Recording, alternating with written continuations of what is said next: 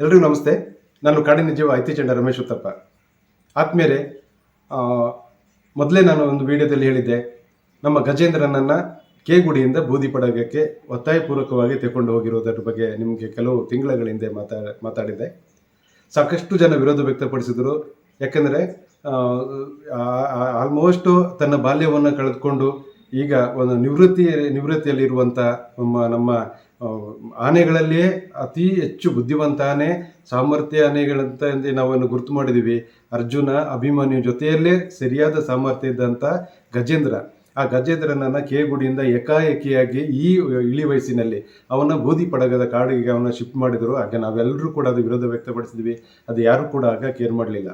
ಆಗ ಅಧಿಕಾರಿಗಳು ಏನು ಹೇಳಿದ್ರು ಅಂದರೆ, ಕೇಗುಡಿಯನ್ನು ನಾವು ಶಾಶ್ವತವಾಗಿ ಅದನ್ನು ಕ್ಲೋಸ್ ಮಾಡ್ತಾ ಇದ್ದೀವಿ. ಈ ಕಾರಣಕ್ಕಾಗಿ ಬೂದಿ ಪಡಗವನ್ನು ಎಲ್ಲ ರೀತಿಯ ಸೌಲಭ್ಯ ಕೊಡ್ತೀವಿ, ಅಲ್ಲಿ ಸಾಕಷ್ಟು ಆನೆಗಳನ್ನು ತರ್ತೀವಿ ಅಲ್ಲಿ ಅಂತೇಳಿ ಅವರು ಸಮಜಾಯಿಷಿಕೆಯನ್ನು ಕೊಟ್ಟರು. ನಾವು ಕೂಡ ಆಗಿರ್ಬೋದು, ನಿಜ ಆಗಿರ್ಬೋದು, ಸಾಕಷ್ಟು ತೊಂದರೆ ಇದ್ದರೂ ಕೂಡ ಬೇರೆ ಬೇರೆ ಆನೆಗಳು ಬರೋದರಿಂದ ನಮ್ಮ ಗಜೇಂದ್ರನಿಗೂ ಒಂದು ಕಂಪನಿ ಆಗುತ್ತೆ, ಅವನಿಗೂ ಜೊತೆಗಾರರು ಸಿಗ್ತಾರೆ ಅಂತೇಳಿ ಸಮಾಧಾನ ತಗೊಂಡಿದ್ವಿ. ಆದರೆ ಸುಮಾರು 3-4 ತಿಂಗಳು ಕಳೆದಿದೆ. ಇಲ್ಲಿವರೆಗೆ ಬೂದಿ ಪಡಗದಲ್ಲಿ ಏಕಾಂಗಿಯಾಗಿದೆ ನಮ್ಮ ಗಜೇಂದ್ರ. ಯಾವ ಆನೆಗಳನ್ನು ಕೂಡ ಅಲ್ಲಿ ಕರ್ಕೊಂಡು ಬರಲಿಲ್ಲ. ಯಾಕೆ ಅನ್ನೋದು ಕೂಡ ಗೊತ್ತಾಗಲಿಲ್ಲ.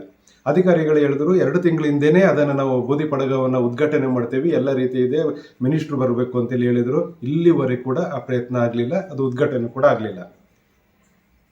ಯಾಕೆ ಅನ್ನೋದು ಒಂದು ಯಕ್ಷ ಪ್ರಶ್ನೆ. ನಿಮ್ಗೆಲ್ರಿಗೂ ಗೊತ್ತಿರ್ಬೋದು, ಕೇಗುಡಿ ಅನ್ನೋದು ಅದು ಹುಲಿ ಸಂರಕ್ಷಿತ ಅರಣ್ಯ ಪ್ರದೇಶದ ಒಳಗಡೆ ಇದೆ ಅನ್ನೋ ಕಾರಣಕ್ಕೆ ಅದನ್ನು ಶಿಫ್ಟ್ ಮಾಡಬೇಕು ಅಂತೇಳಿ ಒಂದು ಅಭಿಪ್ರಾಯ ಬಂತು. ಈ ಕಾರಣಕ್ಕಾಗಿ ಸರ್ಕಾರ ಬಜೆಟ್ನಲ್ಲಿ ಅನುದಾನ ಘೋಷಣೆ ಮಾಡಿದ ಕಾರಣಕ್ಕಾಗಿ ಅಧಿಕಾರಿಗಳು ಎಲ್ಲ ತಜ್ಞರ ವರದಿಯನ್ನು ಮೀರಿ ಅದನ್ನು ಕಡೆಗಣಿಸಿ ಅವರು ಅನುದಾನ ಬಂದಿದೆ ಅನ್ನೋ ಏಕೈಕ ಕಾರಣಕ್ಕೆ ಬೂದಿ ಪಡಗಕ್ಕೆ ಅದನ್ನು ಶಿಫ್ಟ್ ಮಾಡಿದ್ರು. ಅಲ್ಲಿ ಅರ್ಧಂಬರ್ಧ ಸೌಲಭ್ಯದಿಂದ ಈಗ ಕ್ಯಾಂಪ್ ರೆಡಿ ಆಗಿದೆ.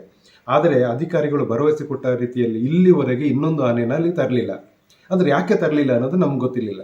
ಈಗ ಯಾಕೆ ಈ ನಮ್ಮ ಗಜೇಂದ್ರನಿಗೆ ಇಷ್ಟೊಂದು ಶಿಕ್ಷೆ ಕೊಡ್ತಾರೆ? ಅವನು ಹೇಳಿದ್ನಲ್ಲ, ಒಂದು ದುರಂತ ನಾಯಕ, ಆನೆಗಳಲ್ಲಿ ಅವನು ದುರಂತ ನಾಯಕ, ಎಲ್ಲ ಸಾಮರ್ಥ್ಯ ಇದ್ದರೂ ಯಾವುದೇ ಅವಕಾಶಗಳಿಂದ ವಂಚಿತ ಆದಂಥ, ಅವನೊಂದು ರೀತಿ ಶಿಕ್ಷೆಗೆ ಒಳಗಾದಂಥ ಯಾವುದೋ ಒಂದು ಯಾರದೋ ತಪ್ಪು ಕಾರಣಕ್ಕೆ ಅವನು ಬಲಿಪಶುವಾದಂಥ ನಮ್ಮ ಆನೆ ಅದು. ಅಂಥ ಗಜೇಂದ್ರನನ್ನು ಇಳಿ ವಯಸ್ಸಿನಲ್ಲಿ ಚೆನ್ನಾಗಿ ನೋಡ್ಕೊಳ್ಳೋದು ಬಿಟ್ಟು ಎಲ್ಲೋ ಒಂದು ಮೂಲೆಯಲ್ಲಿ ಹಾಕಿದ್ದಾರೆ. ಅದು ಕೂಡ ಬಫರ್ ಝೋನ್ ಅಲ್ವಾ? ಬೂದಿ ಪಡಬೇಕು ಮತ್ತು ಕೇಗುಡಿಗೂ ಎಷ್ಟು ದೂರ ಇದೆ? ಇಲ್ಲೇ ಎಲ್ಲ ಸೌಲಭ್ಯ ಇರುವಾಗ ಇಲ್ಲೇ ಉಳಿಸ್ಕೊಳ್ಬೋದಿತ್ತಲ್ಲ.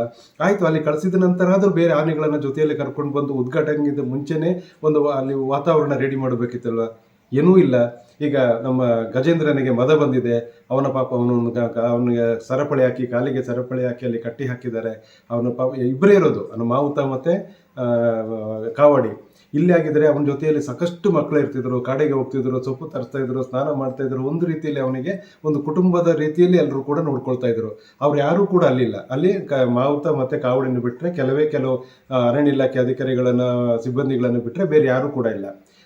ಹೀಗಾಗಿ ಯಾಕೆ ಅವನಿಗೆ ಹಿಂಸೆ ಕೊಡ್ತಿದ್ದಾರೆ ಅಂತ ಗೊತ್ತಿಲ್ಲ. ಅಧಿಕಾರಿಗಳು ಖಂಡಿತ ಇದಕ್ಕೊಂದು ಸ್ಪಷ್ಟನೆ ಕೊಡಲಿ. ಒಂದು, ಅಲ್ಲಿ ಎಲ್ಲ ಸೌಲಭ್ಯಗಳನ್ನು ಕೊಟ್ಟು ಬೇರೆ ಆನೆಗಳನ್ನು ತಕ್ಷಣ ತಂದು ನಮ್ಮ ಗಜೇಂದ್ರನಿಗೆ ಒಂದು ಜೊತೆಯಾಗಿ ಮಾಡಲಿ. ಇಲ್ಲದಿದ್ದರೆ ಮತ್ತೆ ಕೇಗುಡಿ ಕರ್ಕೊಂಡು ಬರಲಿ. ಯಾಕಂದರೆ ಈ ಸಾಕಷ್ಟು ಜನ ಕಮೆಂಟ್ ಮಾಡಿದ್ದಾರೆ, ಕೇಗುಡಿಗೆ ಈಗ ಹೋಗ್ಲಿಕ್ಕೆ ಮನಸ್ಸು ಬರ್ತಾ ಇಲ್ಲ ಅಂತೇಳಿ. ಮತ್ತು ಕೇಗುಡಿಯಲ್ಲಿ ಸಫಾರಿಗೂ ಕೂಡ ಸ್ವಲ್ಪ ಜನ ಕಡಿಮೆ ಆಗಿದ್ದಾರೆ. ಯಾಕಂದರೆ ಅಲ್ಲಿ ಗಜೇಂದ್ರ ಏನಲ್ಲ, ಬರೀ ಸಫಾರಿಗಾಗಿ ಒಂದು ಸುತ್ತ ಹೊಡಿಲಿಕ್ಕೆ. ಯಾಕಂದರೆ ಯಾವಾಗಲೂ ಕೂಡ ಅಲ್ಲಿ ಏನು ಪ್ರಾಣಿಗಳು ನೋಡ್ಲಿಕ್ಕೆ ಸಿಗಲ್ಲ, ಸುಮ್ಮನೆ ಒಂದು ಸುತ್ತಾಡಿ ಬರಬೇಕಷ್ಟೇ. ಅದಕ್ಕೊಂದು ಸಫಾರಿ ಅನ್ನೋದೊಂದು ಹೆಸರಷ್ಟೇ. ಹಾಗಾಗಿ ಅಲ್ಲಿಗೆ ಜನನೂ ಕೂಡ ಕಡಿಮೆ ಆಗ್ತಿದ್ದಾರೆ. ಒಂದು, ಬೂದಿ ಪಡಗದಲ್ಲಿ ಎಲ್ಲ ಸೌಲಭ್ಯಗಳನ್ನು ಕೊಟ್ಟು ಬೇರೆ ಆನೆಗಳನ್ನು ಕರ್ಕೊಂಡು ಬನ್ನಿ. ಇಲ್ಲ ಅಂದರೆ ಕೇಗುಡಿಗೆ ಮತ್ತೆ ನಮ್ಮ ಗಜೇಂದ್ರನ ತಂದು ಅವನಿಗೆ ಇಳಿ ವಯಸ್ಸಿನಲ್ಲಿ ಅವನ್ನ ಚೆನ್ನಾಗಿ ನೋಡಿಕೊಳ್ಳುವಂಥ ವ್ಯವಸ್ಥೆ ಆಗಲಿ ಅಂತೇಳಿ ಎಲ್ಲ ಅಭಿಮಾನಿಗಳ ಒತ್ತಾಯ. ನಾವು ಕೂಡ ಇದನ್ನು ಸಂಬಂಧಿಸಿದವರ ಗಮನಕ್ಕೆ ತರೋಣ. ನಮ್ಮ ಗಜೇಂದ್ರ ಚೆನ್ನಾಗಿರಲಿ ಅಂತೇಳಿ ನಾವು ಪ್ರಾರ್ಥನೆ ಮಾಡ್ಕೊಳ್ಳೋಣ. ಎಲ್ರಿಗೂ ಕೂಡ ನಮಸ್ತೆ.